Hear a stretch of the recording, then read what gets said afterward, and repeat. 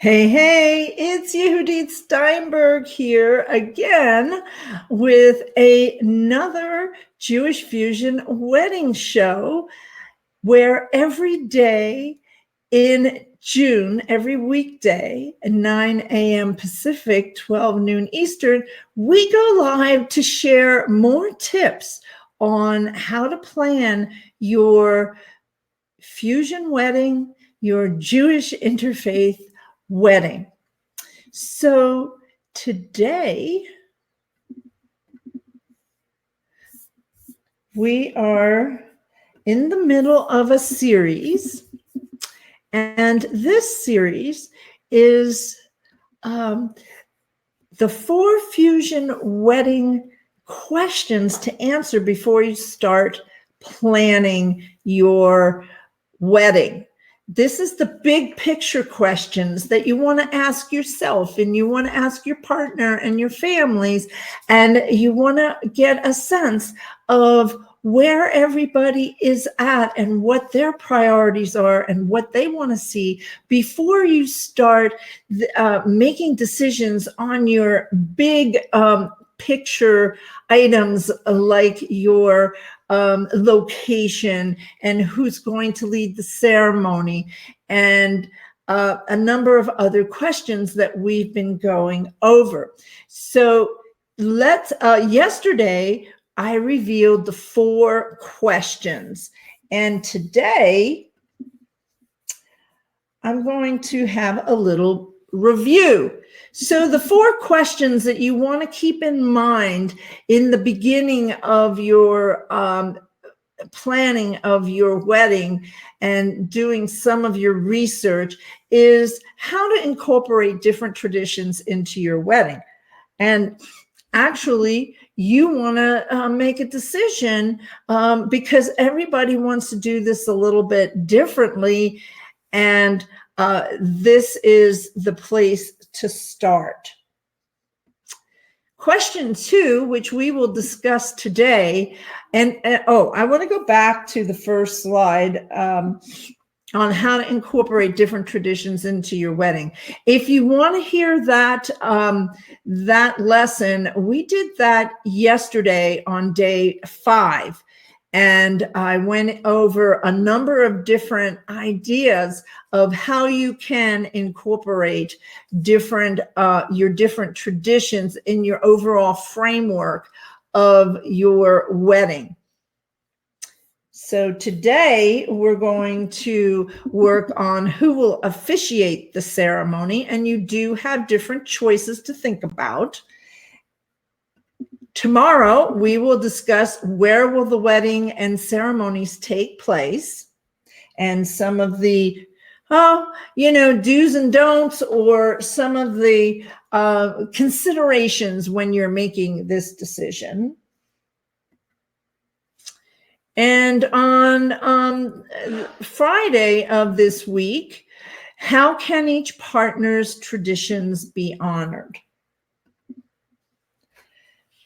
So, first of all, in case you don't know who I am, let me get up my, okay, I want to, oops, there we go. Here we go. All right, so, give me just a moment. So my name is Yehudit Steinberg, and I am your host for the Jewish Fusion Wedding Talk Show that is being hosted by the Jewish Interfaith Wedding Network every weekday morning at 9 a.m. Pacific and 12 noon Eastern Time during the month of June. And the Jewish Interfaith Wedding Network, I am the founder of it, and it is an online resource for couples, families, and wedding professionals for mixed heritage and traditions. I partner with couples and families and wedding professionals to ensure that both the wedding traditions integrate with the entire event for your specific wedding in a way that makes your family and you and your guests feel comfortable and welcome. And I help describe the reasons behind the different traditions, and you make the decisions on what you want to include and what you want to leave out. So if you know of someone who may be struggling with answering some of these questions, or they may be they just may be stuck, then I suggest that you share this out. And also, we do have a place where they can subscribe to the show and get notified ahead of time on what's going on and news with the Jewish Fusion Wedding Show. So moving right along, there we go. All right, so I have some information that I want to share with you today, and we went over the different questions that we've been talking about over the past few days. And now I want to talk about how to choose your wedding officiant for an interfaith ceremony. And you have some choices. So, and what I really want to say here is there is just more than one way to say I do these days. And it's really about figuring out what is best for you in your situation. And it's really a good idea. And we found that it has worked over the past 18 plus years, that couples that take this, the opportunity to look at their different options and weigh it amongst themselves and then amongst their families to find out what the expectations are of everyone in the beginning. Because if you don't do that, then as you get closer to the wedding, some family issues can pop out, and you really want to minimize that, because it's stressful enough to plan a wedding without adding more undue complications when you could have settled that early on. So what to look for when you're choosing a wedding officiant? Now, there's a number of different things to look for, and coming up next week, I'll have a download for you that you can take with you on your calls and your interviews with officiants, questions that you can ask them during those times. But what I want to really stress in the beginning is that you want to choose an officiant who will help you create a personalized and custom ceremony to fit your situation. And that's very important, because when you have two different traditions or more, and you're making a decision on how you want to have that incorporated. And that's why the first question that we went over yesterday, and if you haven't listened to it, I would go back over to day 5, and that's listed on the page with Jewish Interfaith Wedding Network Facebook page. And I'm also putting them all up on a YouTube channel, Jewish Interfaith Wedding Network YouTube channel. So you want to have that in your you want to feel like your officiant's going to work with you. And if you know a little bit ahead of time about what you're looking for, then in a ceremony and in the officiant, then it'll make it easier to choose one that's really a good fit for you. So the first option, I'm going to go over 5 options today on different types of officiants. The first type of officiant is a clergy. And since we're focusing on the fact that one of the partners is Jewish, then one of the most popular and first considerations are rabbi or cantor. Now, the truth is in the Jewish tradition, you don't have to have a rabbi or a cantor. And we'll get to that choice later on, as you can see some of the other choices. But if you want to have a rabbi or a cantor at your ceremony, then that is definitely a choice. And you want to take a look and think about, do you want to have a traditional Jewish ceremony? Do you want one that follows the Reform tradition? Or do you want to be able to pick and choose some of the traditions of, oh, you want to break the glass and you want to drink some wine, but you don't want to have the 7 blessings.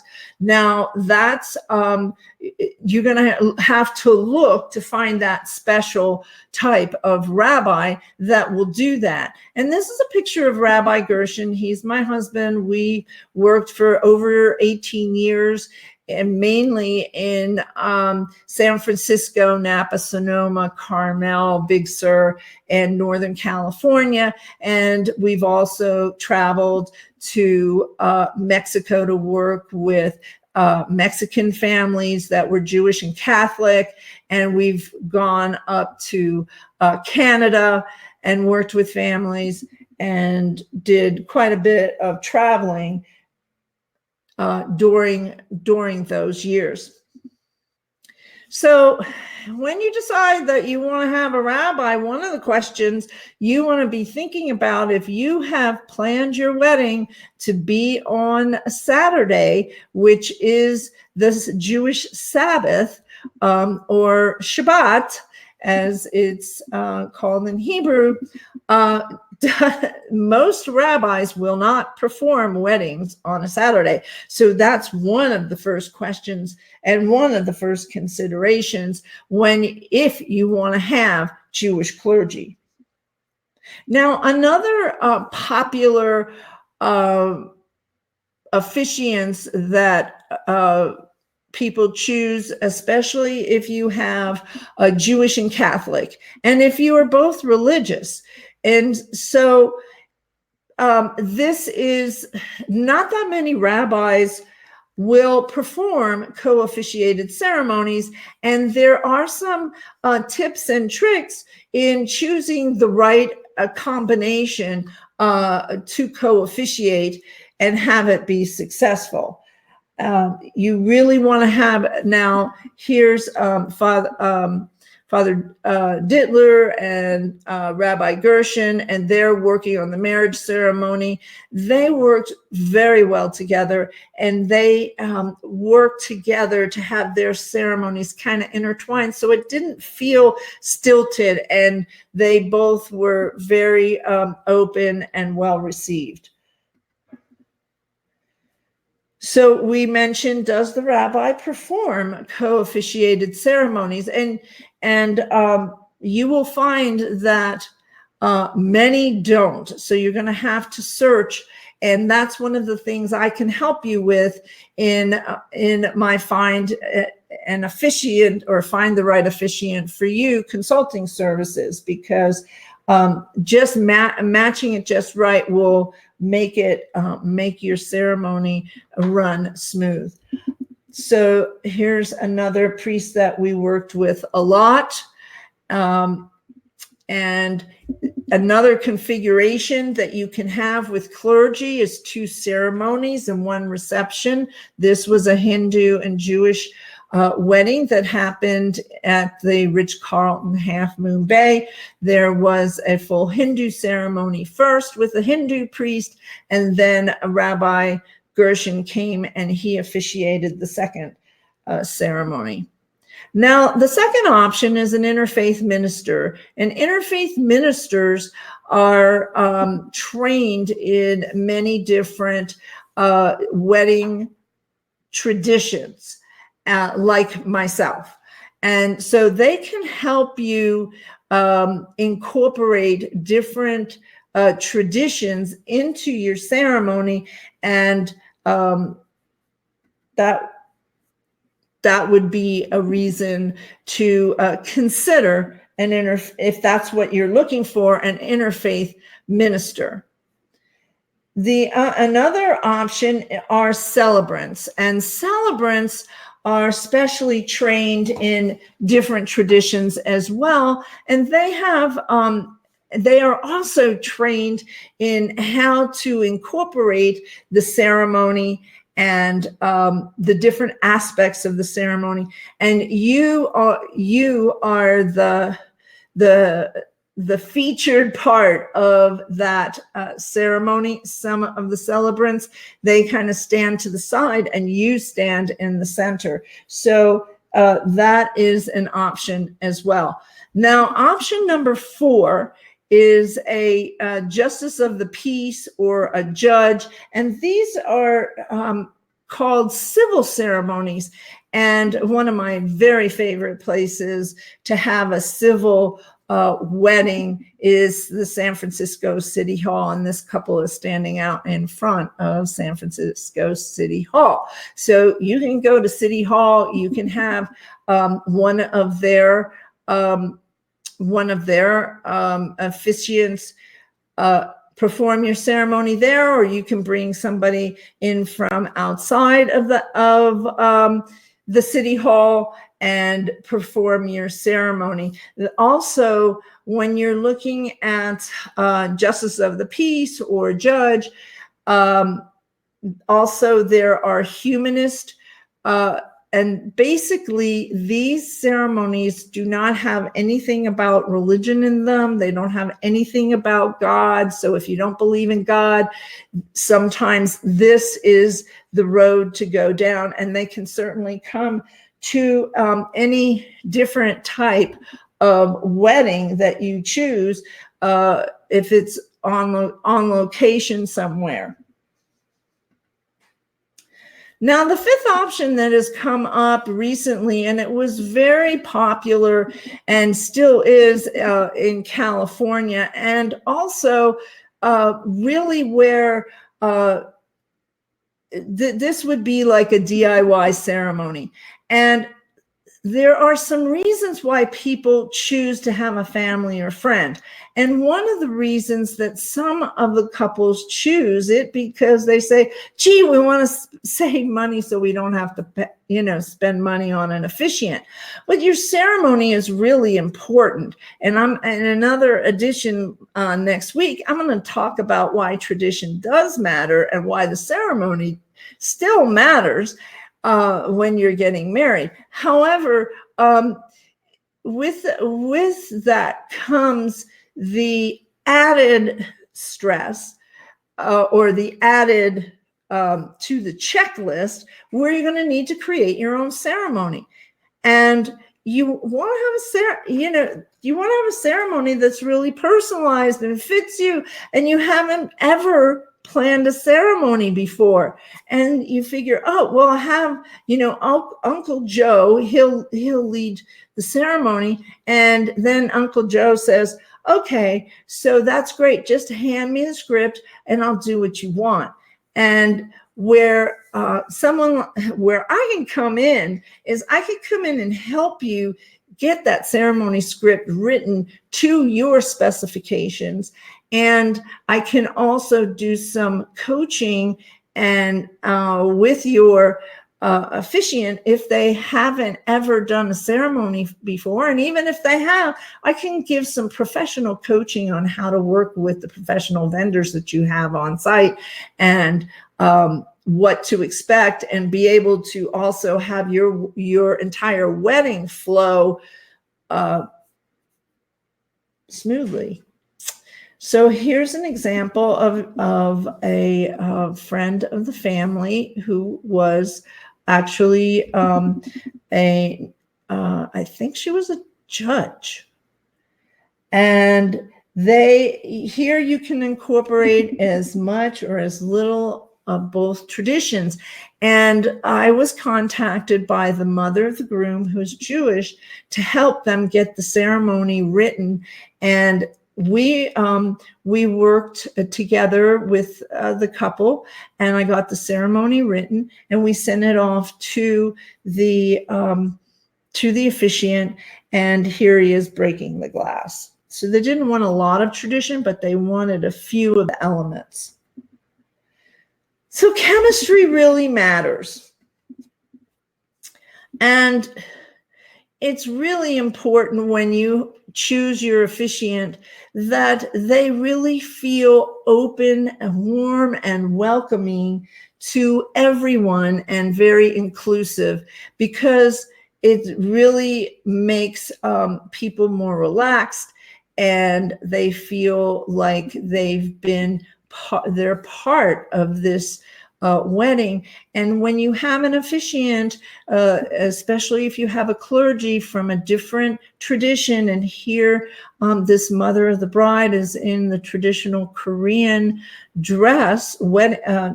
formal dress for wedding, and this particular ceremony, this couple wanted to have the rabbi there, but they had very little tradition on either side. And here Rabbi Gershon is talking with the mother of the bride, and you can see that they are getting along very well. So when to begin?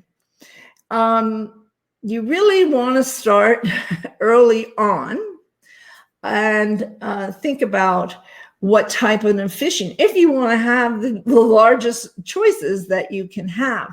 So it really is something, and in most of the wedding timelines, you won't see this information there, but it is different when you are combining two different traditions. If you're going to get married in a church and you're both the same religion, or you're both Jewish and you get married in the synagogue and then go to the reception, well, then too, rabbis, you have to get them early on because they have a lot of commitments. But it's a good idea that you start thinking about this in the very early stages. So that's pretty much what I have to talk about today. And tomorrow, question 3, where will the wedding and ceremony take place? We're going to discuss that.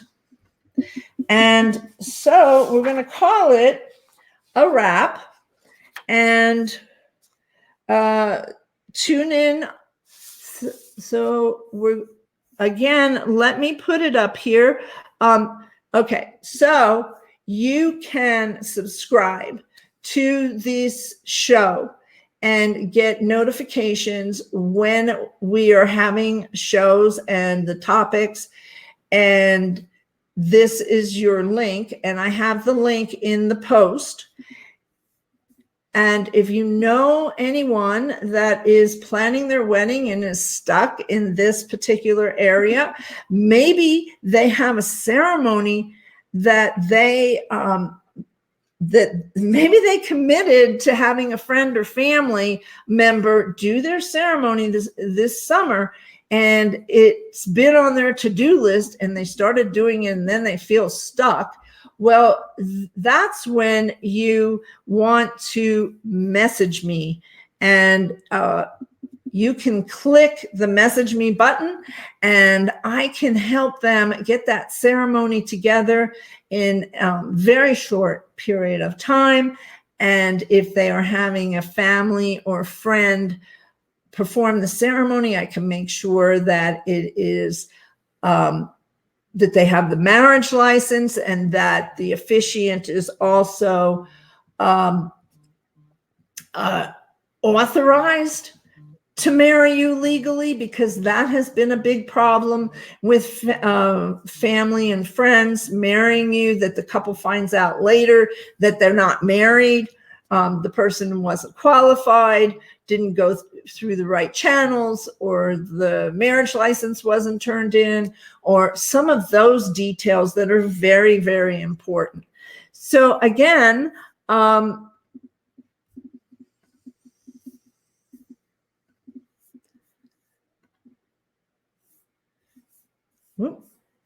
okay, sorry about that. Here we go. Now, learning the ins and outs of, there we go, the Jewish Fusion Wedding Talk Show, 9 a.m. Pacific, 12 noon Eastern, and I'll see you tomorrow. Bye-bye.